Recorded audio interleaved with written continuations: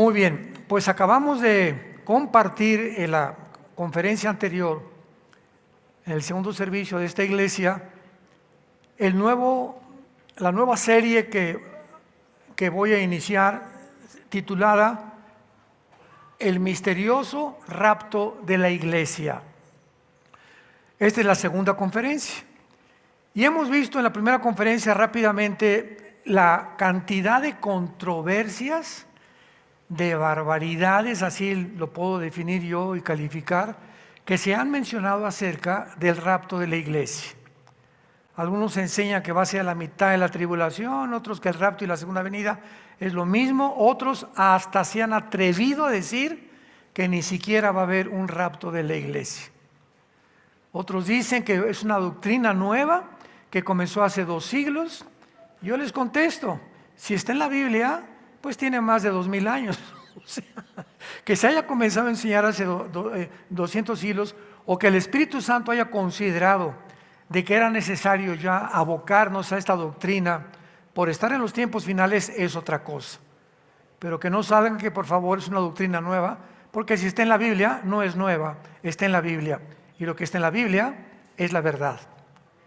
También otros dicen, ¿verdad?, que esta doctrina surgió para confundir y para ayudar a que muchos se escapen de la tribulación, porque como muchos no quieren atravesar la tribulación, pues han usado el rapto para decir que no van a sufrir, etcétera, etcétera, y le han llamado un escapismo. Todas estas contradicciones bíblicas, todas estas opiniones son en contra de la Biblia.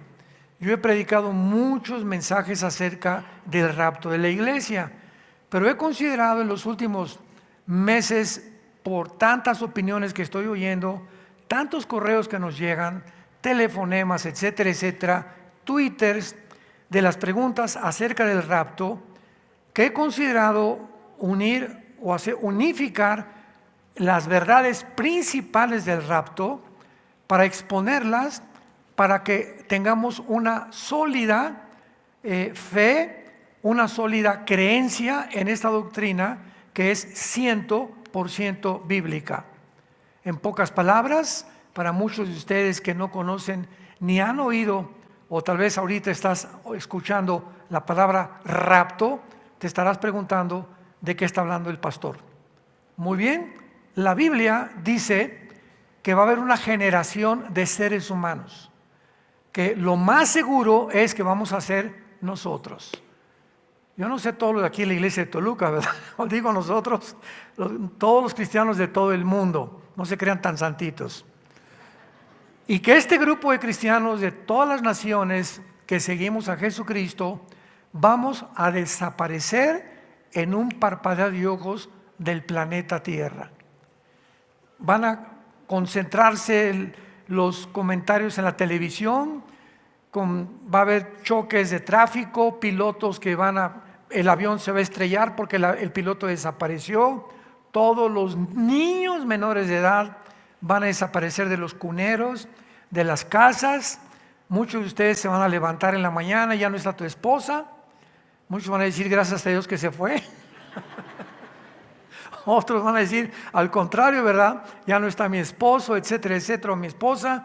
En fin, va a haber una confusión tan grande en el mundo que va a llevar a la pregunta: ¿qué ocasionó que millones de personas desaparecieran? Bueno, la respuesta es muy fácil. A partir de 1946 del siglo pasado, de una forma que no es coincidencial, se inició la famosa aparición de los objetos voladores no identificados, los ovnis. Se puso más de moda cuando en Roswell, hasta una película que hicieron, que un platillo había aterrizado en Estados Unidos y que habían capturado o tenían a la entidad que habitaba el platillo volador, un misterioso marciano o como le hayan puesto. Y todas estas cosas con el tiempo fueron descubiertas que habían sido un fraude. Así como el siglo pasado comenzaron a propagar que el ser humano venía del hombre de Piltdown, de Cromañón, de Nerenthal, el hombre de Pekín, y que se asumió hasta científicamente. En las escuelas comenzaban a enseñar la teoría de la evolución como algo científico. Imaginémonos nada más esto. Más tarde se descubrió que el hueso que supuestamente era de un hombre era de un puerco o era de un jabalí. El Museo Natural de Londres, Inglaterra, emitió un decreto en el que completamente negaba que hubiera nada relacionado con el hombre Piltdown, con los hombres, que no había, en pocas palabras, conclusivamente, no hay ninguna evidencia científica de una mutación de una especie a otra especie. No hay una prueba que un perro se convierta en un gato en un loro, una ballena en un delfín, una jirafa en un rinoceronte, un burro en una yegua o en otro animal. No hay absolutamente ninguna evidencia científica de una mutación de una especie a otra especie. Luego en 1954 se descubre la molécula del ADN y la teoría de la evolución se derrumba completamente, se hace pedazos en el suelo. Cuando se descubre que tenemos un código, las hormigas tienen un código, las cucarachas tienen un código, un chip, vamos a ponerle un chip, las hormigas, los ratones, los conejos, los jabalíes, el león, otro, todo tiene un chip, las aves, los peces, un chip que les dice cómo comportarse, cómo reaccionar de una manera diferente. ¿Cómo creen ustedes que las abejas puedan haber construido un hexágono en sus panales que geométricamente es el espacio más grande que puede existir dentro de la geometría? ¿Quién les dijo a las abejas eso? Ve un nido de hormiguitas. ¿Quién le dice a la hormiguita? Ponte a pensar, ese pedacito de piedrita que lleva o de polvo, ¿quién le dice que tiene que caminar y ponerlo exactamente en el lugar adecuado para que todas construyan un nido o una cueva o como se llame? ¿Quién las organiza? ¿Quién les da las órdenes? ¿Cómo puede haber tal coordinación y tal maravilla en el mundo microscópico de que las células de nuestro cuerpo, los átomos, los neutrones, y todo lo que está alrededor en el mundo inmaterial, quién le da esa velocidad a esas partículas atómicas? ¿Cómo puede haber un sistema en el universo que todo lo sostenga, que la Tierra no pierda su velocidad de 24 horas sobre su eje y alrededor del Sol en 365 días? Vemos en todo absolutamente una creación de una mente inteligente. Imposible que seamos la evolución de los animales. Y finalmente el ser humano es la única criatura. Es la única criatura del universo. Ni los pájaros, ni las bestias del campo, ni tampoco los insectos, todos tienen un chip, menos nosotros. A nosotros nos dio Dios la libertad de que tú escojas y determines este camino o este camino. No estamos programados ni autodeterminados en la vida, como lo están los animales, y por eso no pueden ser juzgados los animales cuando un león mata a un conejo o mata a un jabalí. Y cuando un tiburón mata a los demás peces, porque es la ley de la sobrevivencia.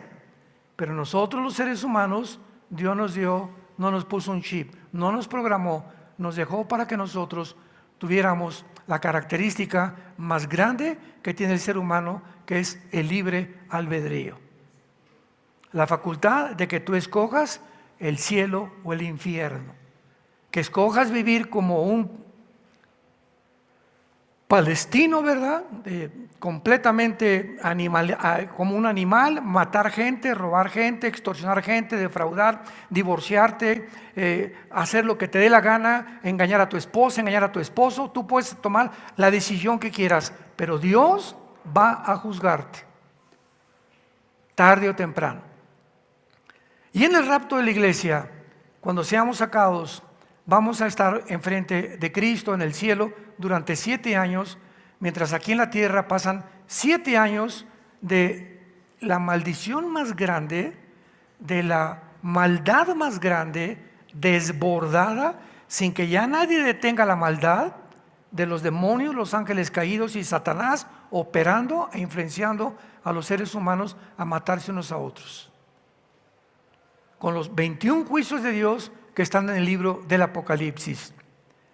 Y vimos que el rapto, los 3 pasajes que hablan del rapto es 1 Tesalonicenses 4, si los quieres apuntar, del 16 al 17, 1 de Tesalonicenses 4, 16 y 17, 1 Corintios 15, 51 al 53, y el Evangelio de Juan 14, del 1 al 3. Esto es una breve resumen de lo que vimos hace una hora en el estudio anterior. Muy bien, abran sus Biblias. Siempre he dicho que los que traen la Biblia son los que se van a ir en el rapto. Ya a estas alturas, como está el mundo, venir a la iglesia sin la Biblia, a un estudio sin Biblia, ya no se puede hablar más acerca, al respecto de lo terrible que sucederá. En Apocalipsis capítulo 3 vamos a ver y vamos a comenzar a demostrar por qué la iglesia no va a atravesar la tribulación. No es por escapismo, no es porque no esté en la Biblia, simplemente es por causa del carácter de Dios.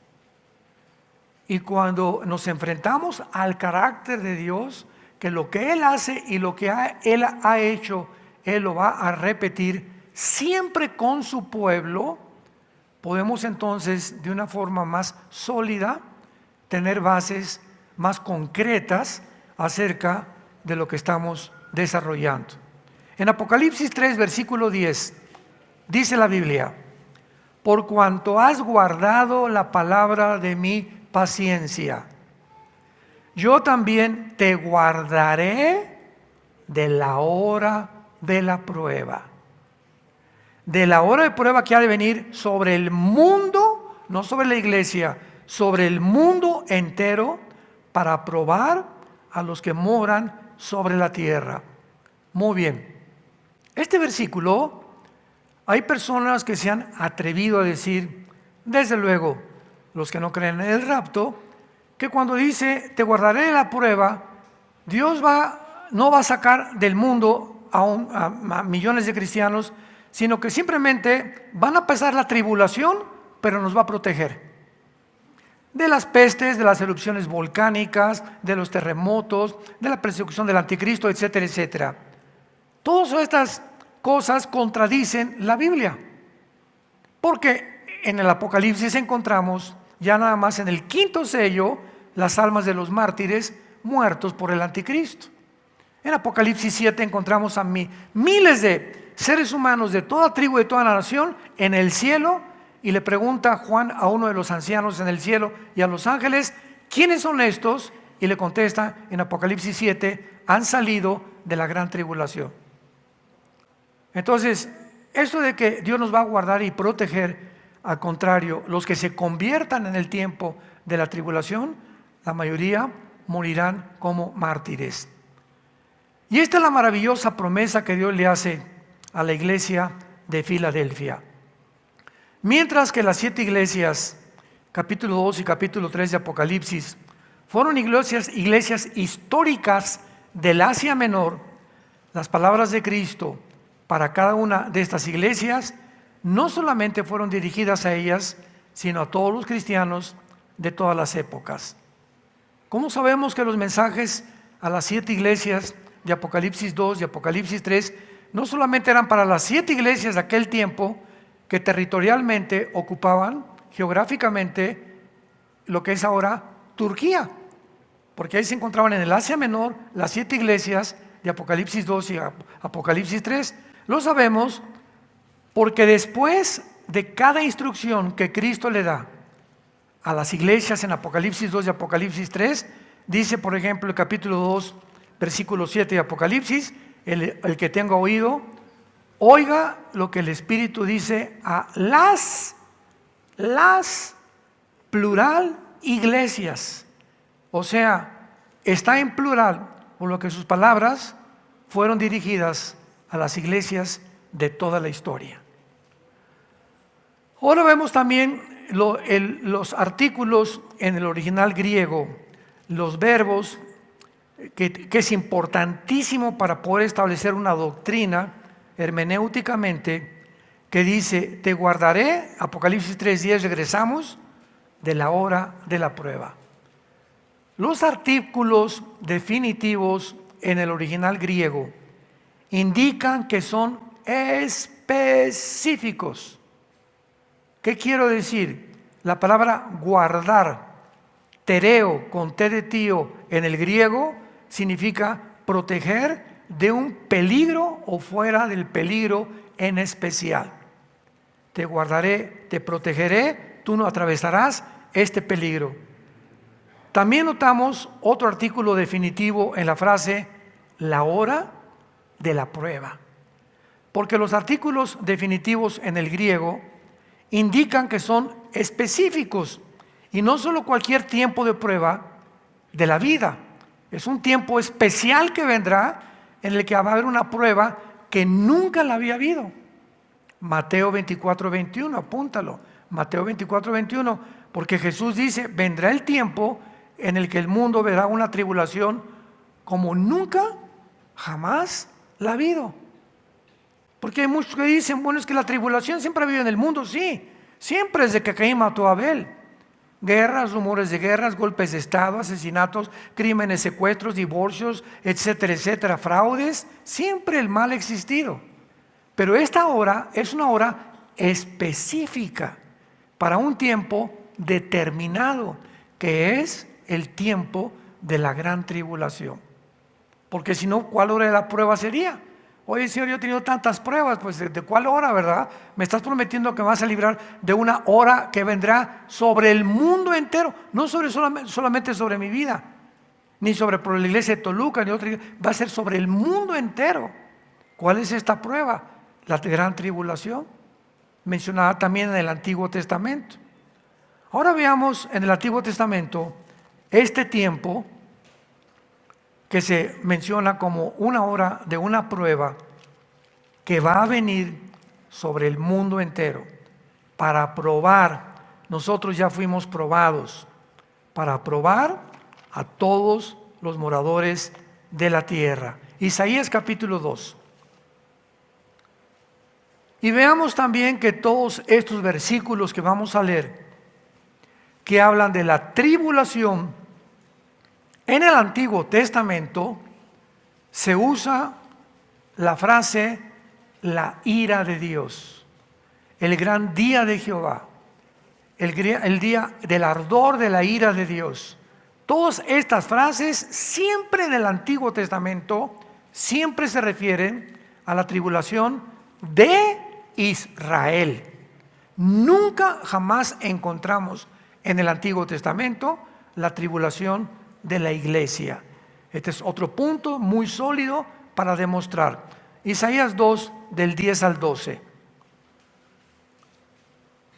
Métete en la peña, escóndete en el polvo de la presencia temible de Jehová y del resplandor de su majestad. La altivez de los ojos del hombre será abatida, y la soberbia de los hombres será humillada. Y Jehová solo será exaltado en aquel día, porque el día de Jehová de los ejércitos vendrá sobre todo soberbio y será abatido. Rápidamente lo comparamos con Apocalipsis 6, en el quinto sello, sexto sello, versículo 14. El cielo se desvaneció, y los reyes de la tierra, y los grandes, y los ricos, los capitanes, poderosos, siervos, se escondieron en las cuevas de los montes y decían: caigan sobre nosotros y escóndanos del rostro de aquel que está sentado sobre el trono y de la ira del Cordero. Apocalipsis 6, 16. Porque el gran día de su ira ha llegado, y ¿quién podrá sostenerse en pie? Lo que Isaías 700 años antes de Juan Juan escribió 700 años después del profeta Isaías el Apocalipsis. Lo que Isaías profetizó y describió como la tribulación, Juan lo corrobora en el 6º sello del juicio de Dios sobre el mundo entero. Sigamos ahí en Isaías 2, versículo 17 al 21. La altivez del hombre será abatida, la soberbia de los hombres será humillada, y solo Jehová será exaltado en aquel día. Quitará totalmente los ídolos y se meterán en las cavernas de las peñas, lo que vimos en el 6º sello, por la presencia temible de Jehová y por el resplandor de su majestad, cuando Él se levante para castigar a la tierra. Estamos en el siglo XXI, año 2024, Dios todavía no castiga al mundo. Dios es paciente, no queriendo que nadie se pierda, sino que tú procedas a arrepentirte. A muchos de ustedes Dios no los ha castigado, Dios, ni te han venido cosas terribles a tu vida, porque Dios es paciente a que tú te arrepientas. Pero llegó un momento cuando el ser humano individual y de una forma masiva, Dios sabe que tú ya nunca vas a voltear los ojos a Cristo, y entonces Dios, ¿qué va a hacer? Te va a empujar. ¿Querías dinero? Muy bien, te voy a empujar para que te hagas millonario. Pero cuando te hagas millonario, vas a descubrir que lo que tienes, yo no lo voy a bendecir. Se convertirá el dinero en una maldición en tu vida. ¿Querías seguir siendo homosexual? No hay ningún problema, de aquí vas a brincar al transgénero, y cuando comiences a degenerar tu vida y tu cuerpo y comiences a luchar con tu mente, etcétera, etcétera, va a llegar el momento que te van a tener que internar, te vas a suicidar o vas a vivir toda tu vida infeliz por haberme negado la forma como yo te crié, hombre y mujer. ¿No le quieres ser fiel a tu esposa? No hay ningún problema. ¿Quieres seguir siendo un adúltero?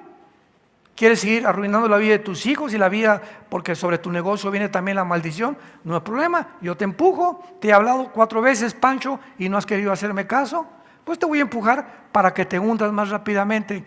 Cuando Dios abandona a un ser humano, a una familia, o a una ciudad, o al mundo entero, y Dios les dice, hagan lo que les da la gana, es el terrible juicio de Dios. No hay juicio más trágico que dejar que te abandone Dios y que te diga, no me vuelvo a molestar con tu vida. Haz lo que quieras. Nos encontramos en el día del juicio. Ahí me darás cuentas de la responsabilidad y el libre albedrío que yo te di. Veamos ahora el libro de Sofonías. Sofonías también en el Antiguo Testamento. Y vamos a ver en este libro maravilloso de Sofonías, en el capítulo, vamos a comenzar en el capítulo 1 de Sofonías. No le vais a encontrar cerca de Génesis, Está después de Habacuc y antes de Ageo, ya casi en los últimos libros del Antiguo Testamento. Sofonías 1 dice así, del 14 al 18. Cercano está el día grande de Jehová, cercano muy próximo, es amarga la voz del día de Jehová. Gritará allí el valiente, día de ira aquel día, día de angustia y de aprieto, día de alboroto y de asolamiento, día de tinieblas y de oscuridad, día de nublado y de entrenecimiento, día de trompeta y de algaraza sobre las ciudades fortificadas y sobre las altas torres. Sofonías claramente nos muestra que este día se llama el día grande de Jehová, día de ira, de angustia, de alboroto, de tinieblas, de oscuridad y de nublado. Y en ninguna parte encontramos nosotros que la iglesia pueda ser mencionada. Ahora, muy bien, cuando nosotros estudiamos que la única manera de ser librados, de estos terribles juicios será mediante el rapto de la iglesia anticipadamente, y los que hayan sido sellados por Dios en la tribulación. Son los únicos que van a escapar. Los que antes que comience la tribulación y el anticristo se manifieste, salgamos del mundo, y los que se quedan los seres humanos que se quedan, solamente 144,000, Apocalipsis 7. Judíos étnicos, 12,000 de cada tribu, van a ser sellados para que no puedan ser alcanzados por el anticristo hasta el final de la tribulación. Veamos rápidamente esta verdad en Apocalipsis 7, y dice así, versículo 2: vi otro ángel que subía de donde sale el sol, y tenía el sello del Dios vivo, y clamó a gran voz a los 4 ángeles, a quienes se les había dado el poder de hacer daño a la tierra y al mar, diciendo: no hagan daño a la tierra, ni al mar, ni a los árboles, hasta que hayamos sellado en sus frentes a los siervos de nuestro Dios. En la tribulación, 144,000 judíos que tomarán el lugar que la iglesia perdió, porque la iglesia terminará en apostasía. Y cuando dice Mateo 24, y será predicado el evangelio, y entonces vendrá el fin es el final de Israel. La iglesia no va a acabar con la evangelización del mundo. La iglesia va a terminar igual que terminó Israel en la apostasía.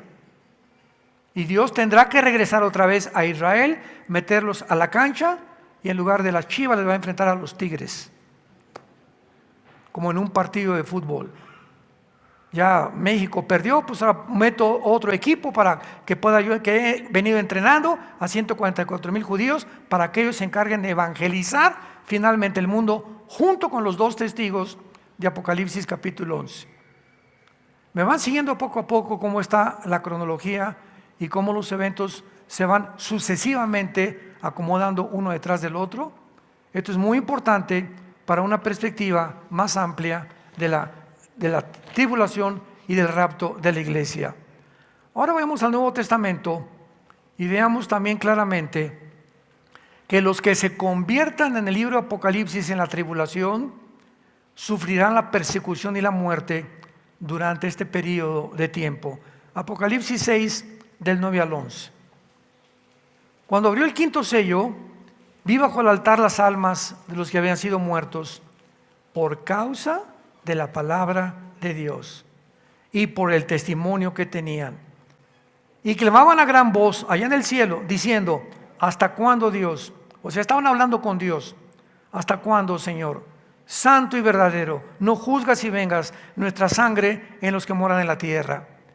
Y se les dieron vestiduras blancas, y se les dijo que descansasen todavía un poco de tiempo, hasta que se completara el número de sus consiervos hermanos, que también habían de ser muertos como ellos.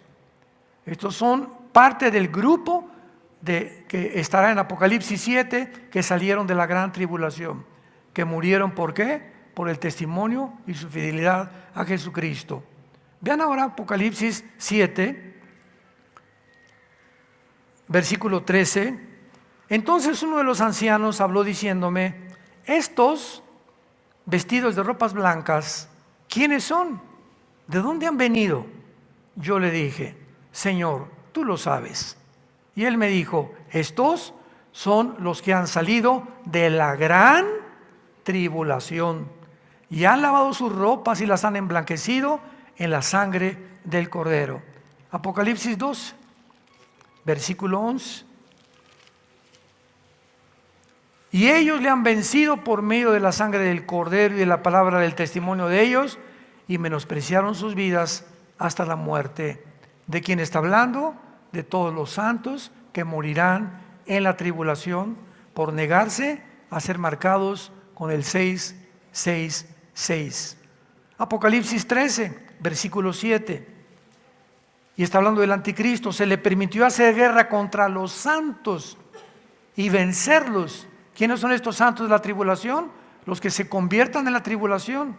Pero también se le dio autoridad sobre todo tribu, lengua y nación. Apocalipsis versículo 15, 13, 15. Y se le permitió infundir aliento a la imagen de la bestia, para que la imagen hablase e hiciese matar a todo el que no la adorara. En la tribulación, todos los que se nieguen adorar al anticristo serán sellados para toda la eternidad con el 666.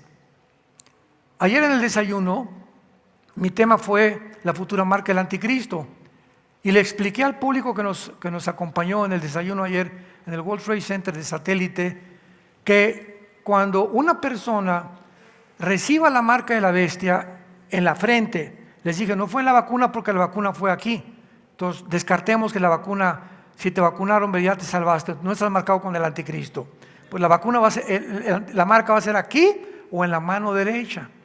Esa es la marca del anticristo. Mientras no sea aquí o aquí, no ha sido la marca del anticristo. Si te ponen un chip aquí para localizarte, o aquí en el ombligo, etcétera, etcétera. O si hay un lugar como Obama, quería el expresidente de Estados Unidos, que todas las personas trajeran un chip con la información de su seguro social, de sus resúmenes médicos, su dirección, cuentas de banco, etcétera, etcétera. Tampoco era la marca del anticristo. Tenemos que ser más bíblicos. Y además, para que la marca aparezca, pues tiene que aparecer el anticristo primero. Si no hay anticristo, no hay marca. Y nosotros no vamos a estar aquí. Eso es lo más lógico, ¿verdad? Pero cuando venga el anticristo, el que no vas a poder comprar, subirte al avión, ir a la tienda de abarrotes, ir a Oxxo, ir a esto, a comprar pantalones, no vas a poder hacer nada si no tienes la marca aquí y aquí. Y si no la tienes, te va a costar la decapitación. Apocalipsis 24. Porque el anticristo usará no la silla eléctrica ni tampoco el fusilamiento para poder matar a la gente. Usará la decapitación. Y la única religión en el mundo que usa la decapitación es el Islam. Y ya en el califato, en la serie pasada que acabo de terminar, lo dijimos claramente, ¿verdad? Que el anticristo surgirá de las filas del Islam. Si quieres todos los detalles, busca en YouTube la serie El Califato de los últimos días. Ahí explicamos claramente todo esto. Muy bien. Entonces, vemos pues de una forma muy clara de qué forma ahora Apocalipsis 14:13, Apocalipsis 14:13, oí una voz que desde el cielo me decía, escribe, bienaventurados de aquí en adelante los muertos que mueren en el Señor. Ahí está todos los santos que durante la tribulación se van a convertir, pero todos morirán como mártires.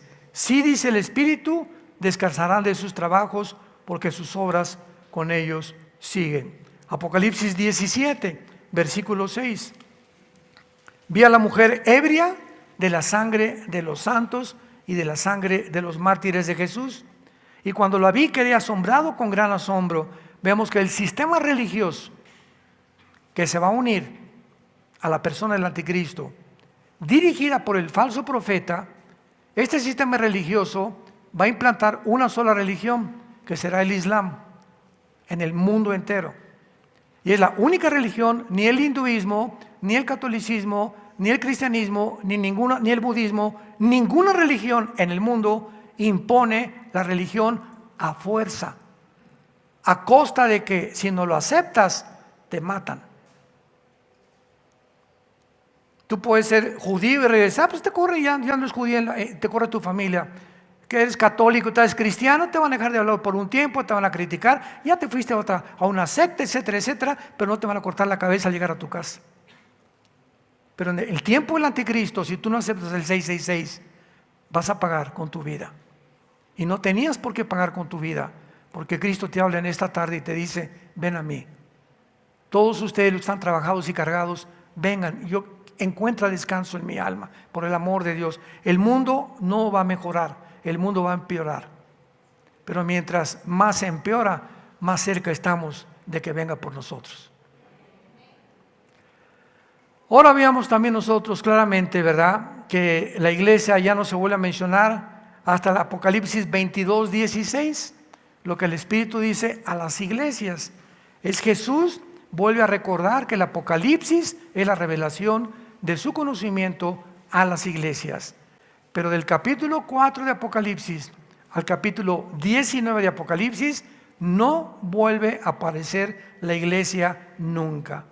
Esto es increíble porque la iglesia se usa 19 veces en los primeros 3 capítulos del Apocalipsis.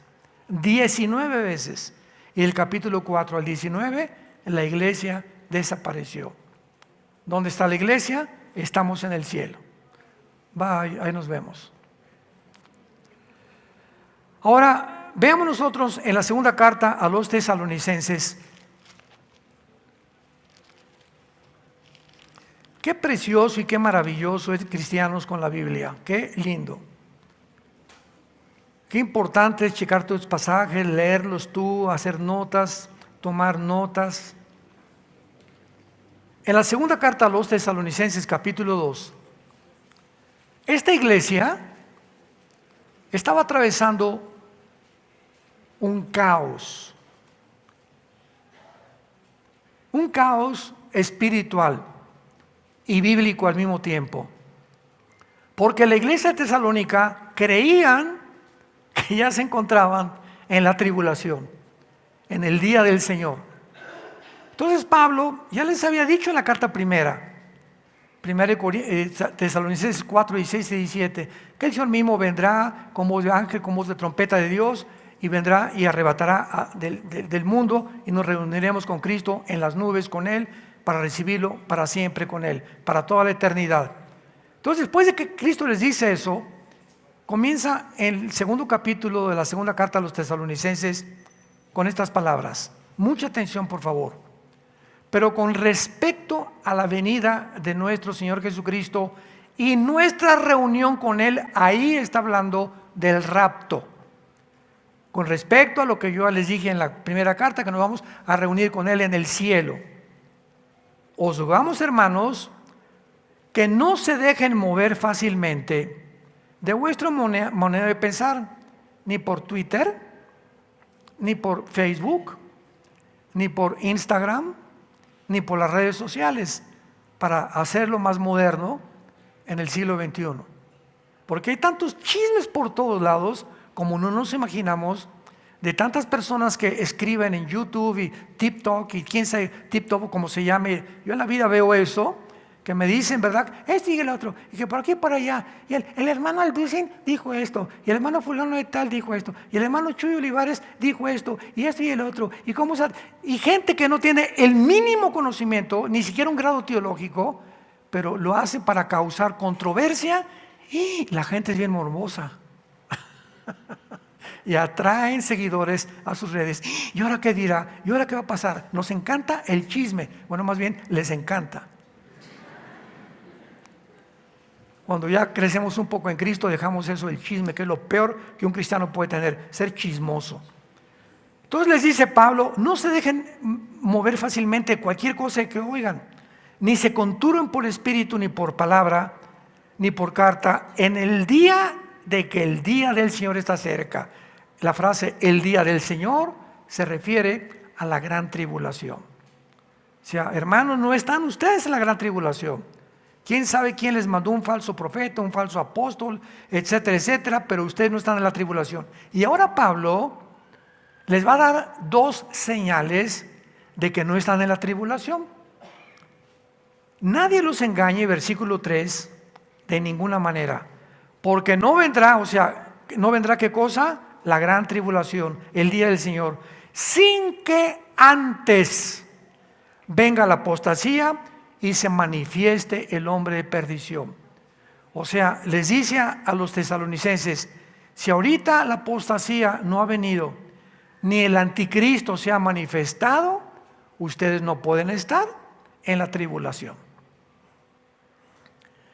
Y después dice el versículo 3, quien en ninguna manera, porque no vendrá sin que venga la apostasía, el hijo de perdición, el cual se opone, o sea, el anticristo, y se levanta contra todo lo que se llama Dios o es objeto de culto, tanto que se sienta en el templo de Dios como Dios, haciéndose pasar por Dios. ¿Qué no se acuerdan cuando yo estaba con ustedes que les decía todas estas cosas? Y ahora ustedes, atención, ahora ustedes saben lo que lo detiene a fin de que a su tiempo se manifieste. O sea, hay un poder en el mundo todavía, ahorita, que está impidiendo el surgimiento del anticristo. mientras la iglesia esté en el mundo, el anticristo no se puede manifestar. Y ese poder que está en la iglesia es el poder del Espíritu Santo. Entonces, cuando la iglesia salga, el Espíritu Santo seguirá operando en la tribulación, pero de otra manera como operó en el Antiguo Testamento. Pero lo que detiene ahorita la corrupción en tu casa, en tu oficina, en tu escuela, eres tú con tu testimonio, con tus convicciones, cuando se han dado cuenta que eres diferente a los demás. Que no ve las películas que todo el mundo ve, que no ve las conversaciones que todo el mundo oye, que vean cómo tratas a tus hijos, cómo tratas a tu esposa, etcétera, etcétera. Ese testimonio es la sal del mundo. Mateo 5, 13 y 14. Jesús nos dijo, ustedes son la sal. ¿Qué significa? Que nosotros mientras estemos en el mundo estamos evitando que se corrompa más el mundo de lo que ya se encuentra. Y si la maldad no se ha manifestado como un dique, como un tsunami en el mundo, es porque todavía hay cristianos que seguimos hablando, el movimiento LGTB no es de Dios, el homosexualismo no es de Dios, el aborto no es de Dios, este sistema de gobierno no es de Dios, y comenzamos a hablar y emitir, a pesar de que nos persigan, a pesar de lo que pueda pasar, mantenemos las convicciones, y mientras estemos enfrentándonos a una fuerza hostil que el mundo nos quiere jalar y ser como ellos, mientras los resistamos, estamos impidiendo que la maldad se desborde. El día que tú comienzas a leer pornografía, escúchame varón que me escuchas, le has abierto la puerta a la maldad para que los demonios se vengan sobre tus hijos y sobre todos los que tienen hijos menores de edad. El día que tú comienzas a tratar a tu esposa como una muchacha, que es un objeto, tómala y déjala, y no le das un respeto ni a la reina de tu casa, en ese momento la maldad en tu casa y en tu matrimonio y en tu familia se va a comenzar a desbordar sin que te des cuenta, y cuando te des cuenta, tu ministerio, tu familia está destruida. El momento que en nuestra oficina, nuestros empleados, en el bufete jurídico, en la clínica médica donde trabajas, en mi taller de carpintería, en de plomería, mis empleados y la gente no sepa que yo soy cristiano, ni a nadie le he dicho que soy cristiano, y mis empleados tienen 3 años conmigo y ni siquiera saben que soy cristiano, ¿sabes una cosa? La maldad se desbordará sobre tu trabajo y sobre tu oficio tarde o temprano. ¿Qué es lo que detiene ahorita? La maldad, nuestro testimonio. Porque Dios no nos ha dado espíritu de cobardía, sino de poder, de amor y dominio propio. Timoteo, te exhorto que no te avergüences del evangelio de Dios, que no te avergüences ante tu familia, ni ante tus amigos, ni ante tus amistades, porque Dios no nos ha dado un espíritu de cobardía. Y si tú ese espíritu no lo tienes, que va en contra de lo que el mundo te está jalando, no eres cristiano. Hechos 1:8. Y les daré poder cuando venga el Espíritu Santo sobre ustedes y me serán testigos. Desde que tú te convertiste te pregunto, ¿a quién le has dado testimonio del amor de Dios en la cruz? Comenzando con tu familia. No, pues no sé, hermano, tengo 4 años de cristiano y ahora que hago cuentas, revelas, pues no, les he dicho que Dios es bueno y que peace and love. Duda profundamente de tu cristianismo, porque Dios nos mandó a ser testigos, a enfrentarnos a un mundo que está corrompiéndose y predicar el evangelio de la gracia de Dios en la persona de su Hijo Jesucristo, que sacó la muerte, quitó la muerte y trajo la inmortalidad por medio de la predicación del evangelio. Se manifestó Jesucristo para quitar la muerte y podernos darnos la inmortalidad mediante la prédica de este mensaje. Así que entonces Pablo les dice, ustedes saben lo que lo detiene. Versículo 7. Porque ya está en acción, escuchen, el misterio de la maldad. Esta palabra iniquidad, a los que les interese, se tradujo iniquidad, es la palabra griega anomia, con A de Armando, anomia, que significa rebelión contra las leyes de Dios. Dios dijo, es hombre y mujer, el mundo dice, no es hombre, es mujer, no es mujer, es hombre. Dios dijo, velen por la vida, y la gente dice, no, no es así, podemos nosotros abortar. Al mes, a los 2 meses, etcétera, etcétera. Dios dijo, séle fiel a tu esposa, mantengan el adulterio, el que comete adulterio corrompe su alma, verías y vergüenza hallará. Y eso es lo que están haciendo. Entonces, cuando nosotros contradecimos esto, nos encontramos dentro de una dimensión que se llama la dimensión de la maldad, que está operando en el mundo de una forma invisible, sin que nos demos cuenta, tratándonos de alejarnos de Dios. Bueno, sí creo en la Biblia, ahí de vez en cuando. El viernes la leo un poquito más. El domingo ni la llevo a la iglesia. Y sin que te des cuenta, al alejarte de la Biblia es la palabra, es Cristo encarnado, es la palabra encarnada. Y cuando comienzas a alejar de la Biblia y de leerla, de memorizarla y de traerla y amarla y tomar y estudiar, etcétera, etcétera, sin que te des cuenta la maldad,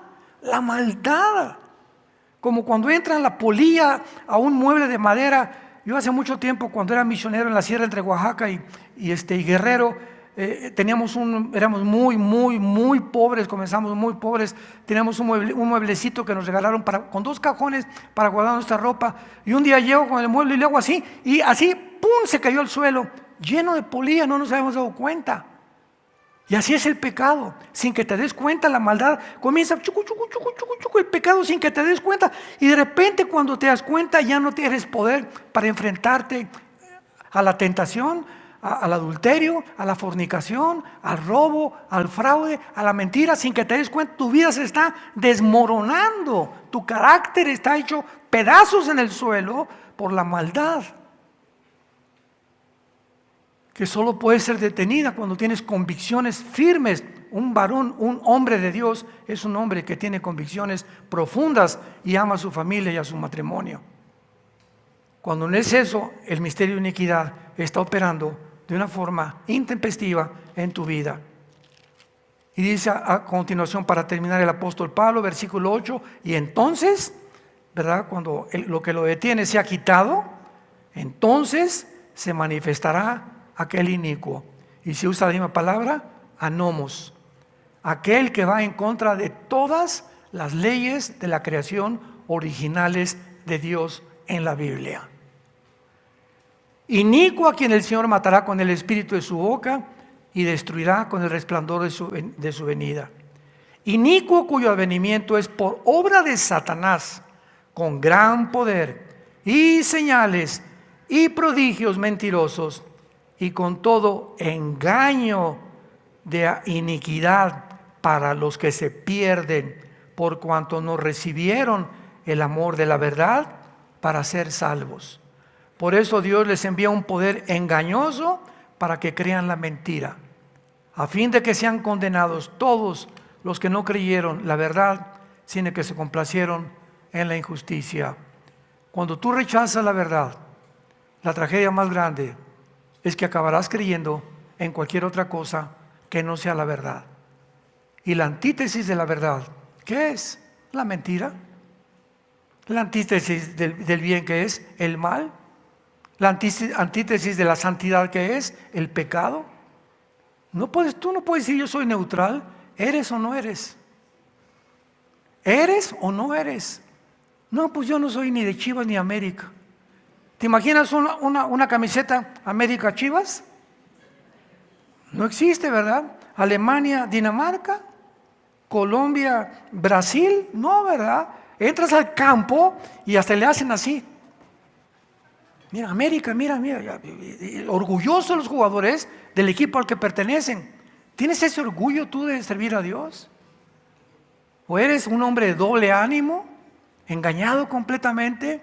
¿Eres en la iglesia, tienes cara de San Camilo aquí en la iglesia el domingo y pareces un cocodrilo salido del lago de Texcoco entre semana con tu familia? En tu oficina eres una persona, en la iglesia eres otra, con tu familia eres otra persona. Cuando tú tienes 3 máscaras, me pongo una en la oficina con mis amigos, otra en mi casa y otra en la iglesia, se llama esquizofrenia. Y esa esquizofrenia es el producto de tu maldad, de tu falta de convicciones. Y cuando hay la palabra esquizofrenia significa mente dividida. Dice Santiago capítulo 1, el hombre de doble ánimo es inconstante en todos sus caminos. Nunca vas a encontrar el camino a la verdad. Estás acá mañana y acá otro, y acá con tus amigos, y aquí, y así pasan los años, llegas a los 40, 50, 60 años y no has cambiado. Sigue siendo el mismo, sigue siendo la misma.